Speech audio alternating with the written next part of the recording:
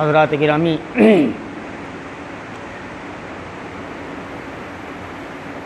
اللہ تعالیٰ کا بڑا فضل، بڑا احسان اور بڑا انعام کہ اس نے اپنی مخلوقات میں بنی نوع انسان کو اشرف المخلوقات بنا کر پیدا فرمایا، اور پھر مزید اہل ایمان کے لیے یہ انعام اور یہ فضیلت اور یہ عظمت کہ ان کو اپنے محبوب، اپنے حبیب حضور آقائے دو جہاں احمد مجتبیٰ محمد مصطفیٰ صلی اللہ تعالیٰ علیہ وسلم کی امت میں پیدا فرمایا۔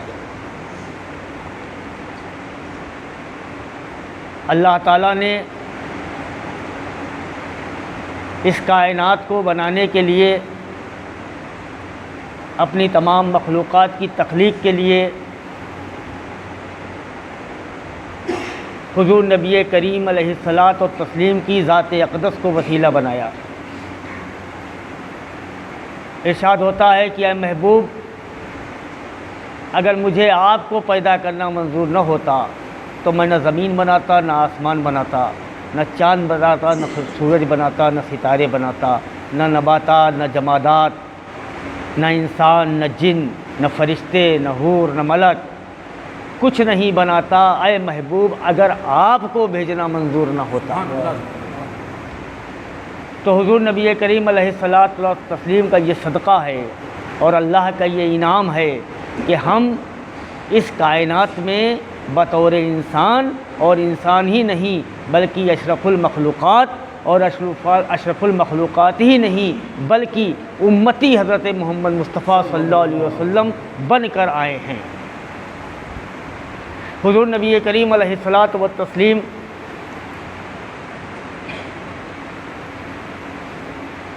بطور سلسلہ آخری نبی ہیں، لیکن در حقیقت اول نبی ہیں، کیونکہ وہ نور متبرک جو پیشانی آدم میں جلوہ فرما کیا گیا تھا، اور اسی نور متبرک کے صدقے میں تمام انبیاء اور تمام رسولوں کی تخلیق ہوئی تھی اور ان کو مبعوث فرمایا گیا تھا۔ تو وہ نور کب سے تھا اس کے بارے میں کہیں کوئی ثبوت نہیں ملتا ہے، علاوہ اس کے کہ ایک مرتبہ حضور نبی کریم علیہ الصلاۃ والتسلیم نے سید الملائکہ حضرت جبریل امین سے یہ ارشاد فرمایا کہ اے جبریل تمہاری عمر کتنی ہے؟ تو حضرت جبریل نے یہ عرض کیا کہ یا رسول اللہ صلی اللہ علیہ وسلم، میں یہ تو نہیں بتا سکتا ہوں کہ میری عمر کتنی ہے، لیکن میں یہ بتا سکتا ہوں کہ میں نے چوتھے حجاب عظمت میں ایک ستارہ چمکتا تھا جو 70,000 سال کے بعد ایک مرتبہ چمکتا تھا، اسے میں نے 70,000 مرتبہ دیکھا ہے۔ ایک ستارہ جو چوتھے حجاب عظمت میں 70,000 سال کے بعد ایک مرتبہ چمکتا تھا، اسے میں نے 70 مرتبہ دیکھا ہے۔ حضور نبی کریم علیہ الصلاۃ والتسلیم نے ارشاد فرمایا کہ اے جبریل جانتے ہو وہ ستارہ کیا تھا؟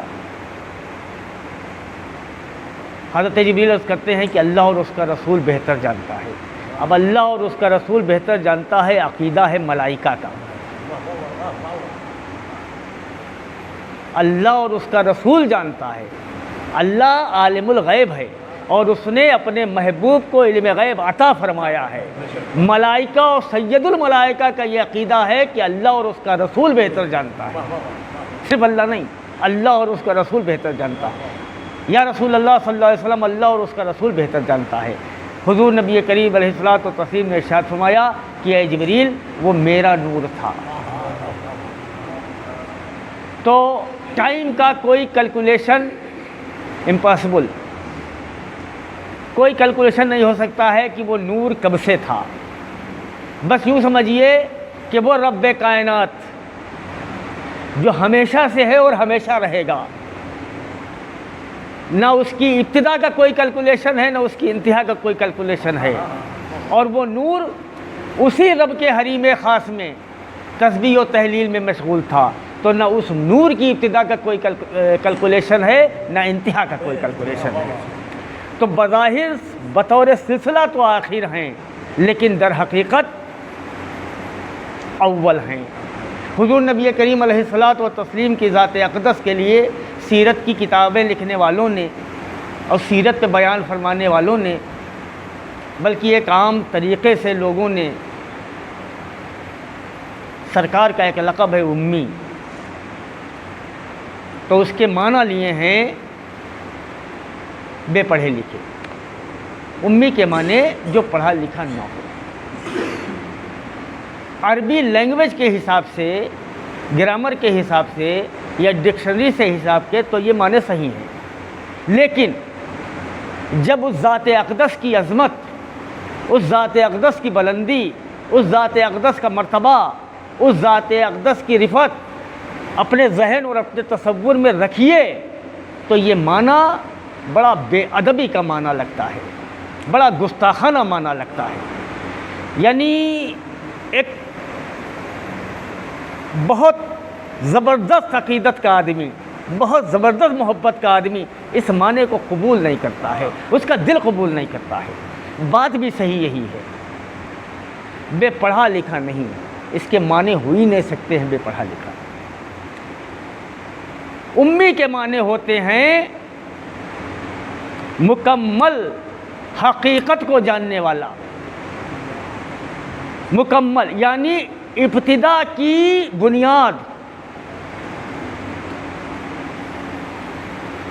ایک one the point of beginning, ابتدا کی بنیاد وہ ہے امی۔ جیسے قرآن کو کہا گیا ہے ام الکتاب، بھائی قرآن کو ام الکتاب کہا، اگر امی کے ہی معنی لگائے جائیں تو یہ تو بالکل غلط ہو جائے گا۔ ام الکتاب تمام علوم کو اپنے اندر سمیٹے ہوئے ام القرآن۔ پھر الحمد شریف کو ام القرآن کہا گیا، ایک الحمد شریف کی صورت پورے قرآن کے علوم کو اپنے اندر سمیٹے ہوئے ہے، وہ ام القرآن۔ پھر مکہ مکرمہ کو کہا گیا ام القری، کائنات کا پہلا گھر۔ تو اگر امی کے معنی لگا لیے جائیں گے یہاں، پھر ام القری کائنات کا پہلا گھر، یعنی کائنات کی شروعات، کائنات کی آبادی، کائنات میں ذی روح ذی نفس لوگوں کی آمد کا سلسلہ شروع ہوا ہے کعبہ مکرمہ کی بنیاد کے بعد، اس لیے ام القری۔ تو سرکار اگر امی ہیں تو اس لیے ہیں کہ کائنات کی ابتدا سرکار سے ہوئی ہے، اس لیے ہے کہ انبیاء کا سلسلہ رسول سے شروع ہوا ہے، اس لیے ہے کہ رسولوں کا سلسلہ سرکار سے شروع ہوا ہے، اس لیے امی ہیں۔ تمام پوری حقیقت کو سمیٹے ہوئے جو ذات اقدس ہے وہ امی ہے۔ سبحان اللہ، سبحان اللہ۔ مکمل چیز کو امی کہتے ہیں، تمام چیزوں کو اپنے اندر سمیٹے ہوئے امی۔ اب اگر ان کے ہی معنی کو لے لیا جائے کہ بے پڑھا لکھا نعوذ باللہ نہیں، ایک منٹ ایک سیکنڈ کے لیے، تو ایک دوسرا بھی راستہ نکلتا ہے۔ بے پڑھا لکھا تو نہیں آپ کہہ سکتے ہیں، گستاخانہ چیز ہے۔ امی کے معنی یہ ہو سکتے ہیں کہ بظاہر جس کا کوئی استاد نہ ہو، اور ظاہر سی بات ہے کہ سرکار کو اللہ نے تمام علوم سکھائے ہیں۔ الرحمن علم القرآن، وہی رحمان ہے جس نے تمام علوم کو سکھا دیا۔ تو جس کا استاد اللہ ہے، تمام علوم اللہ نے سکھائے ہیں، وہ اگر اس معنی میں امی ہے تو ٹھیک ہے، لیکن بے پڑھے لکھے وہ معنی میں نہیں۔ سرکار نے جگہ فرمایا ہے اقرا بسم ربک الذی، جب فرشتے نے نازل کہا پڑھیے اقرا، تو آپ نے فرمایا میں پڑھا لکھا نہیں۔ سرکار نے فرمایا میں پڑھا لکھا نہیں۔ یہ لوگ اسی سے لیتے ہیں، پڑھیے اقرا، سرکار نے فرمایا پڑھا لکھا نہیں، وہ ایک واقعہ ہے پورا، یہ اسی سے لیتے ہیں۔ دیکھیے ایک انسانی ذہنیت، انسانی فطرت، اور بلکہ انسانی کلچر اور انسانی تہذیب اور انسان کی شرافت کا تقاضا یہ ہے کہ وہ انکساری سے کام لیتا ہے۔ اس کا فطرت میں جو شریف النفس ہے، وہ انکساری سے کام لیتا ہے۔ مثال کے طور پہ ٹیٹو خاں ہیں، ٹیٹو خاں سے کوئی یہ کہے کہ آپ بہت پڑھے لکھے آدمی ہیں، آپ بڑی نالج رکھتے ہیں، آپ کا بڑا علم ہے، تو ان کا جواب یہ ہوگا کہ نہیں بھائی، میں بہت کم پڑھا لکھا آدمی ہوں، بہت کم جانتا ہوں، مجھ سے بہتر جاننے والے ہیں۔ یہ ہے ان کی انکساری۔ اور اگر ٹیٹو خاں کے والد یا ٹیٹو خاں کے چچا یہ کہہ دیں کہ ٹیٹو جاہل ہے، تو یہ ہو گئی سند، یہ ہو گئی سند۔ اگر اللہ تعالیٰ فرشتے کو یہ کہہ کر بھیجتا کہ وہ پڑھے لکھے نہیں ہیں، انہیں پڑھا دو، تو سند تھی۔ فرشتے نے کہا پڑھیے، یہ انکساری تھی کہ میں پڑھا لکھا نہیں ہوں، یہ شریف النفسی تھی کہ میں پڑھا لکھا نہیں ہوں۔ تو سرکار کی ذات اقدس تمام کائنات کا محور، تخلیق کائنات کا سبب، انتہا بھی آپ، ابتدا بھی آپ اور انتہا بھی آپ، اول بھی آپ اور آخر بھی آپ، شروعات بھی آپ سے ہوئی ہے، آخر بھی آپ سے ہوگا۔ اگر ارواح انبیاء کو جمع کیا گیا ہے نبی کو بھیجنے کے لیے، تو پوری مخلوق کو جمع کیا جائے گا نبی کی عظمت کو دیکھنے کے لیے میدان محشر میں روز قیامت۔ درستی پڑھی اللہم صلی علی سیدنا مولانا محمد وعلی آل سیدنا مولانا محمد کما تحب و ترضی بأن تصلی علیہ۔ صلاۃ و سلام علیک یا نبی اللہ، صلاۃ و سلام علیک یا حبیب اللہ، علیک الصلاۃ والسلام۔ تو حضور نبی کریم علیہ الصلاۃ والتسلیم کی تشریف آوری گمراہان ضلالت، باطل قوتوں سے متاثر، باطل قوتوں کے پجاری، باطل خداؤں کو ماننے والے، بتوں کے سامنے سر جھکانے والوں کی ہدایت کے لیے تشریف آوری آپ کی ہوئی۔ کعبہ ہمیشہ سے اللہ کا گھر تھا، حضرت ابراہیم نے تعمیر کیا تھا، لیکن بت رکھے ہوئے تھے، اور یہ خاندان بنو ہاشم کی اپنی اہمیت تھی، ان کی افادیت تھی کہ اس وقت بھی کعبے کی تولیت اگر تھی تو وہ سرکار کے گھر میں تھی۔ سبحان اللہ، سبحان اللہ۔ اگر کوئی کلید بردار تھا، کعبے کی چابی جس کے گھر میں تھی وہ سرکار کے گھر میں تھی اس وقت بھی۔ لیکن سرکار نے اپنی دور طفلی کہہ لیجئے اور نوجوانی تک، اور جب تک 40 سال کی عمر تک، جب تک نبوت کا اعلان نہیں کیا ہے، سرکار کعبہ مکرمہ میں جاتے تھے، لیکن آپ نے کبھی باطل خداؤں کی عبادت نہیں کی، کبھی بھی نہیں کی۔ تو اب دیکھیے کہ اللہ تعالیٰ کی قدرت ہے، اور اللہ تعالیٰ جس کو محبوب بنا لیتا ہے تو اس سے پھر ایسے ایسے کام لیتا ہے کہ وہ پوری کائنات کا محبوب ہو جاتا ہے۔ کعبہ تو بنایا حضرت ابراہیم نے، اب محبوب کی آمد تھی، آمد ہو چکی ہے محبوب کی، کعبہ بنے ہزاروں سال کا وقت گزر چکا ہے۔ حضرت ابراہیم دادا ہیں حضرت حضور نبی کریم علیہ الصلاۃ والتسلیم کے، فوراً نہیں، کچھ پشتوں کے بعد۔ اب اپنے محبوب کو وہ عظمت دینا تھی کہ کعبے کی تعمیر میں اگر میرے محبوب کا ہاتھ نہ لگا تو نعوذ باللہ عظمت میں تو کچھ کمی آئی جائے گی۔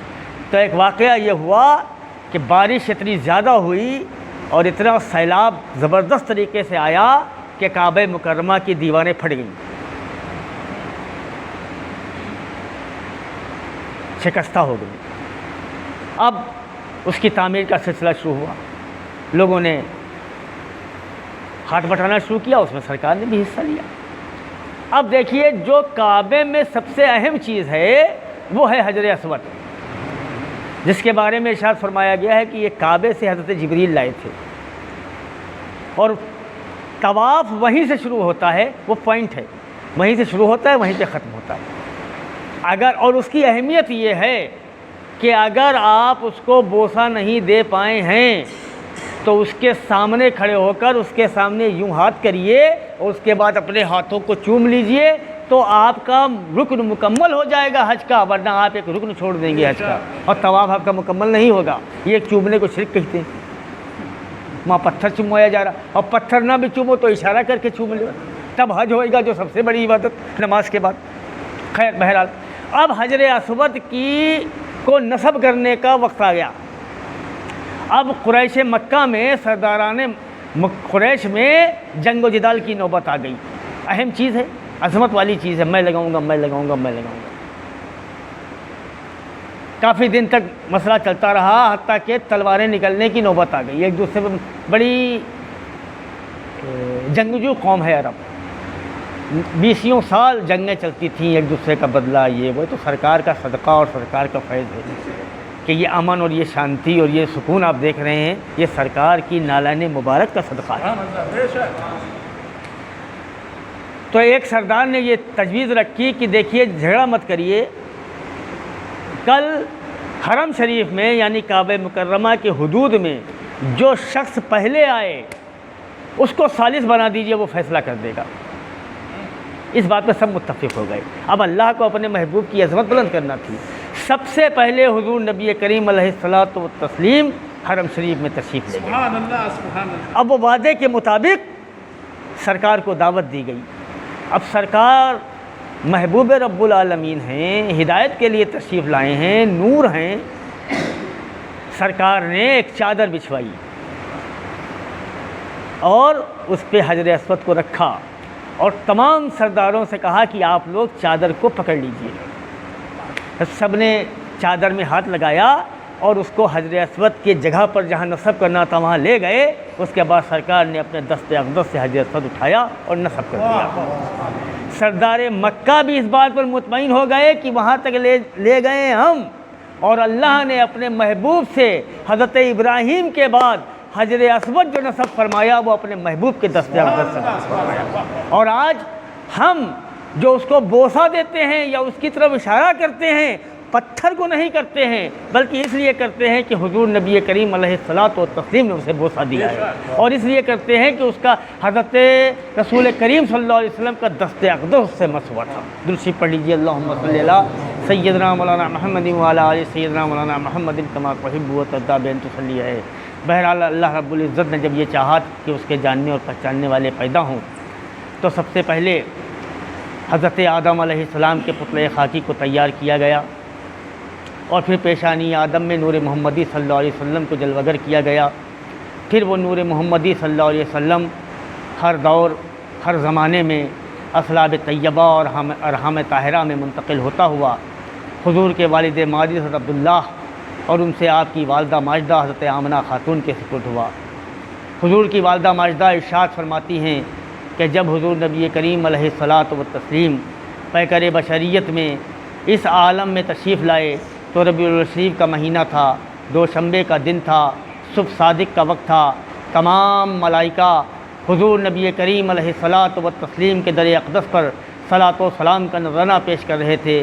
آئیے ہم آپ بھی کھڑے ہو کر صلاۃ و سلام کا نذرانہ پیش کریں۔